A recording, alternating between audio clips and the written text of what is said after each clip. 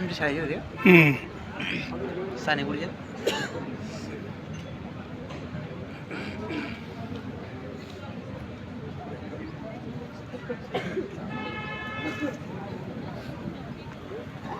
तुम्ही नसते तर हा ताठर समाज झुकला असता का? तुम्ही नसते तर हा ताठर समाज झुकला असता का? तुम्ही ज्ञानदानाचे कार्य केले नसते तर ही महिला शिकली असती का? तर ही महिला शिकली असती का? कुणी दूर केला असता स्त्रियांच्या जीवनातील अंधकार? कुणी दूर केला असता स्त्रियांच्या जीवनातील अंधकार? त्यांच्यासाठी कुणी खुले केले असते ज्ञानाचे द्वार, ज्ञानाचे द्वार. सन्माननीय व्यासपीठ, न्यायनिवाड्याचे कार्य करणाऱ्या निर्णायक मंडळाचे आदरणीय सदस्य, माझ्या माय बहिणींनो आणि तमाम क्रांतिकारक मित्रांनो, आज मी तुमच्या समोर केवळ भाषण करायला उभी नाही, तर आज मी तुमच्या अंतरात्म्याला धक्का द्यायला उभी आहे. कारण मी अशा युगपुरुषाबद्दल बोलणार आहे जो सत्य, समता आणि शिक्षणाचा क्रांतिकारक म्हणून ओळखला जातो, ज्याने स्त्रियांच्या जीवनातील चूल आणि मूल ही प्रथा मोडून त्यांना नवीन प्रगतीची वाट दाखवली. त्यांचे नावही घेतल्यावरती डोळ्यासमोर असे त्यांचे असंख्य कार्य उभे राहतात. म्हणूनच आज त्यांच्या कार्याची माहिती सांगण्यासाठी मी स्पर्धक क्रमांक 6 विषय मांडते, माझे प्रेरणादायी व्यक्तिमत्व महात्मा ज्योतिबा फुले. मित्रांनो, महात्मा ज्योतिबा फुले हे केवळ एक व्यक्ती नव्हते, तर ते वादळ होते, ते ज्वालामुखी होते आणि त्याहून सांगायचं झालं तर ते संपूर्ण व्यवस्थेविरुद्ध उभं ठाकलेलं एक सत्य होतं. अहो, 19व्या शतकातील भारत आठवा.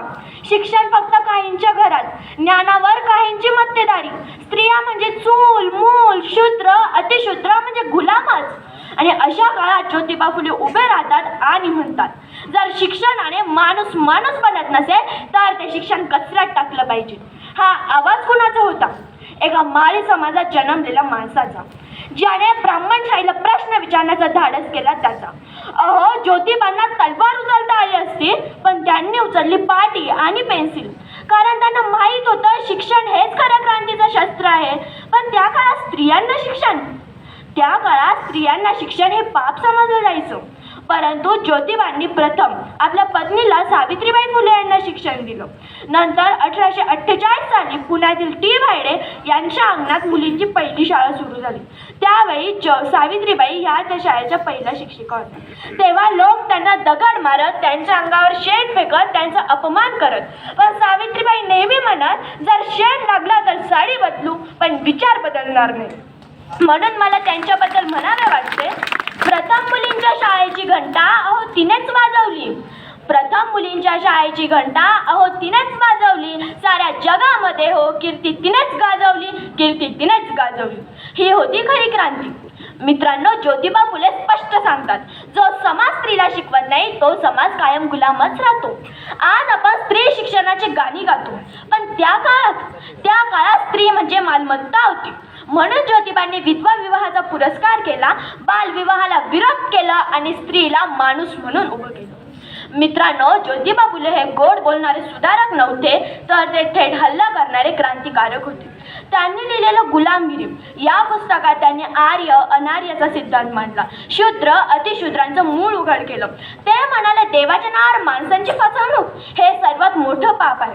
ज्योतिबा फुले हे फक्त शिक्षक नव्हते, तर ते शेतकऱ्यांचे नेते होते. त्यांनी स्थापन केलेला सत्यशोधक समाज उद्देश एकच, देवधर्माच्या नावावर होणारी लूट थांबवणे, माणसाला समान मानणे आणि श्रमाला प्रतिष्ठा देणे.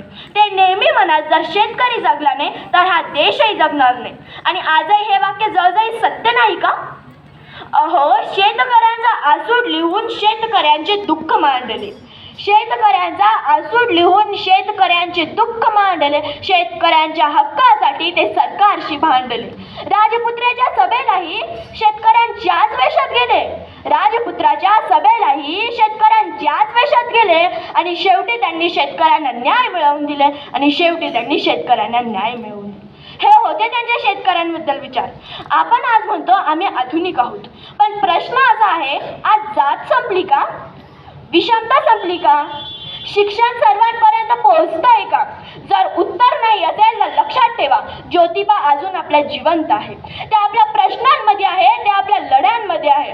म्हणून माझ्या तरुण मित्रांनो, आपल्याला ज्योतिबांना फक्त त्यांच्या जयंतीलाच आठवायचे नाहीये, तर आपल्याला त्यांचे वाचन करायचे, प्रश्न विचारायला शिका, अन्यायाला नाही म्हणायला शिका आणि मुख्य म्हणजे शिक्षणाला शस्त्र बनवा.